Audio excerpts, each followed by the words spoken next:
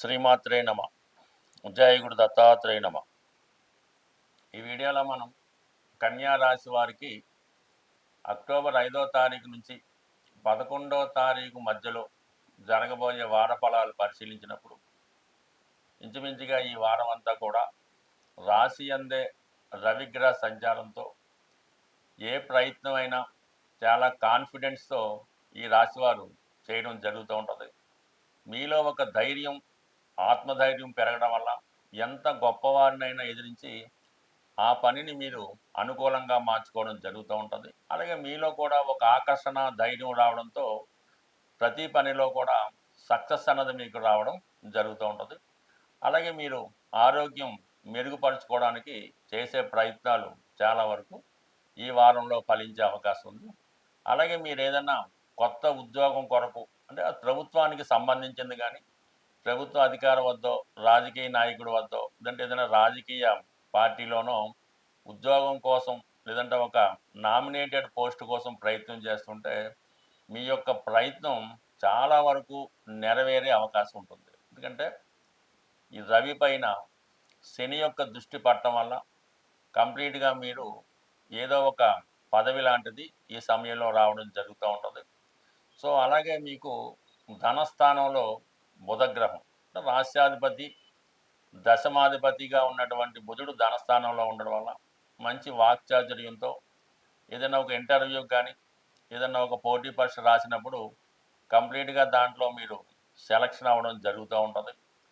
అలాగే గురువు యొక్క దృష్టి కూడా ధనస్థానం మీద పడడం వల్ల కంప్లీట్గా మీ కుటుంబంలో ఒక శుభకార్యం జరుగుతుంది.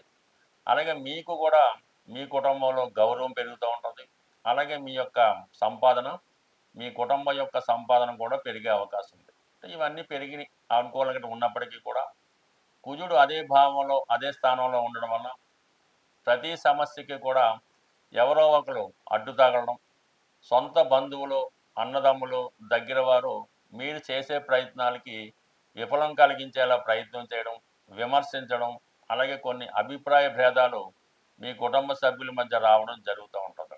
అలాగే ఈ సమయంలో మీకు ఒక ఆకస్మిక ధనలాభం లాంటిది, అంటే ఉమ్మడిగా మీ కుటుంబానికి వచ్చే అవకాశం ఉంది. ఏదైనా ఒక స్థిరాస్తి అమ్మడం వల్ల, ఏదైనా ఒక ఇన్సూరెన్స్ మెచ్యూర్ అవ్వడం వల్ల ఈ అధికంగా వచ్చినటువంటి ధనం కోసం కుటుంబ సభ్యుల మధ్య కొన్ని విభేదాలు లాంటివి రావడం జరుగుతూ ఉంటుంది. ఇది కుటుంబ విచ్ఛిన్నం కూడా కారణం అవుతూ ఉంటుంది. కాబట్టి చాలా వరకు మీరు చాలా జాగ్రత్తగా పెద్ద మనిషి తరహాగా కొంత సొంత లాభాన్ని వదులుకొని పరిష్కరించుకోవలసి ఉంటుంది. అయితే ఇంచుమించుగా మీకు ఈ వారం 10వ తారీఖు వరకు కూడా 12వ స్థానంలో శుక్రకేతువుల సంచారం వల్ల అనవసర ఖర్చులు చాలా ఎక్కువగా ఉంటాయి. ఏదో మనకి వస్తుంది, ఫలానా వాళ్ళు సహకరిస్తారు అని వారి కొరకు మీరు ఎక్కువగా ధనాన్ని ఖర్చు పెట్టడం జరుగుతూ ఉంటుంది. తీరా ఆ ధనం, ఆ సహకారం జరిగిన తర్వాత అది మీకు రాకుండా దాన్ని మీ కుటుంబ సభ్యులే కానీ వేరే వాళ్ళు దాన్ని అనుభవించడం జరుగుతూ ఉంటుంది. అంటే ఇప్పటిదాకా మీరు పెట్టిన ఖర్చు అంతా కూడా వృధా అయ్యే అవకాశం ఉంది. అలాగే మరి 10వ తారీఖు తర్వాత శుక్రుడు రాశిలోకి ప్రవేశించడం జరుగుతూ ఉంది. అంటే భాగ్యాధిపతిగా రాశిలో ప్రవేశించడం, అలాగే రవి, శని దృష్టి, ఇవన్నీ కూడా మీకు ఏదో ఒక సంతృప్తికరమైనటువంటి పదవి కానీ, ఉద్యోగపరమైనటువంటి హోదా పెరగడం కానీ జరిగే అవకాశం ఉంది.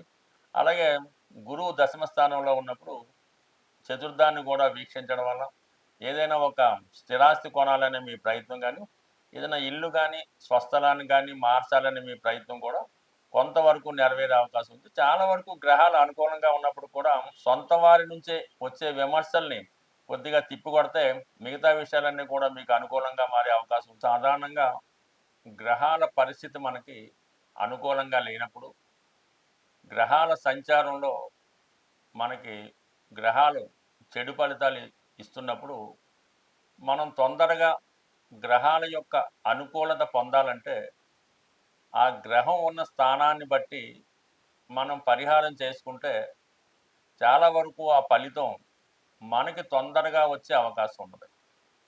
అంటే ప్రస్తుతానికి శని భగవానుడు మీనరాశిలో జలతత్వ రాశిలో ఉండడం వల్ల శనికి అధిదేవత అయినటువంటి శివుడికి అభిషేకం చేయడం ద్వారా మీరు తొందరగా మంచి ఫలితాన్ని పొందుతూ ఉంటారు. శని యొక్క అనుగ్రహానికి లోనయ్యే అవకాశం ఉంటుంది. అంటే శని భగవానుడికి కేవలం ఏలినాటి శని, అష్టమ శని, అర్ధాష్టమ శని జరుగుతున్న వారే కాకుండా ప్రతి ఒక్కరూ కూడా విధి విధానంగా కంపల్సరిగా శని భగవానుని, శనీశ్వరుని పూజించవలసి ఉంటుంది. కాబట్టి ప్రస్తుతం మీరు శని భగవానుని ఈశ్వరుడికి లేదంటే డైరెక్ట్గా శని భగవానుడికి అభిషేకం చేయడం వల్ల మీ యొక్క సమస్యలు చాలా తొందరగా పరిష్కారం అయ్యే అవకాశం ఉంటుంది. అలాగే ఏదన్నా ఒక గ్రహం అగ్నితత్వ రాశిలోకి వచ్చినప్పుడు, అంటే మనకి ఏదో ఒక గ్రహం అనుకూలంగా లేదు, అది మేష, సింహ, ధనుసులోకి వచ్చినప్పుడు మీరు ఆ గ్రహానికి హోమం చేయవలసి ఉంటుంది. ఆ గ్రహానికి హోమం చేయడం వల్ల, అధిదేవతకి హోమం చేయడం వల్ల తొందరగా ఆ ఫలితం మీరు పొందడం జరుగుతూ ఉంటుంది. అదే వాయుతత్వ రాశులైనటువంటి మిథునం, తుల, అలాగే కుంభం, అంటే కుంభరాశిలో ప్రస్తుతం రాహు సంచారం చేస్తున్నాడు. కాబట్టి రాహుని మనం ప్రసన్నం చేసుకోవాలంటే జపం చేసుకోవడం ద్వారా, అంటే రాహు గ్రహానికి డైరెక్ట్గా జపం చేసుకోవడం కానీ, దుర్గా అమ్మవారికి సంబంధించినటువంటి స్తోత్రాలు చదువుకోవడం కానీ, అమ్మవారిని సంబంధించిన లలితా సహస్రనామము, దుర్గా అష్టోత్తరము ఏదో ఒకటి మీరు చదువుకోవడం వల్ల కంపల్సరిగా రాహు యొక్క అనుగ్రహం మీకు తొందరగా లభించే అవకాశం ఉంది. అదే భూతత్వ రాశుల్లో ఒక గ్రహం సంచరిస్తున్నప్పుడు కంపల్సరిగా మీరు దానాలు చేయవలసి ఉంటుంది. ఆ గ్రహానికి సంబంధించినటువంటి దానాలు చేయడం వల్ల ఫలితం తొందరగా రావడం జరుగుతూ ఉంటుంది. బట్ ఏదైనా ఈ పాపగ్రహాలకి కంప్లీట్గా మీరు జపం ద్వారా కానీ, హోమం ద్వారా కానీ, దానం ద్వారా కానీ మీరు ప్రసన్నం చేసుకోవచ్చు. శుభగ్రహాల్ని కేవలం ఆ శుభగ్రహాలకు సంబంధించినటువంటి అధిదేవతల్ని ఆ స్తోత్ర పారాయణం వల్ల, ఆ గ్రహానికి జపం వల్ల కంప్లీట్గా వాటిని మీరు అనుకూలంగా మార్చుకోవచ్చు.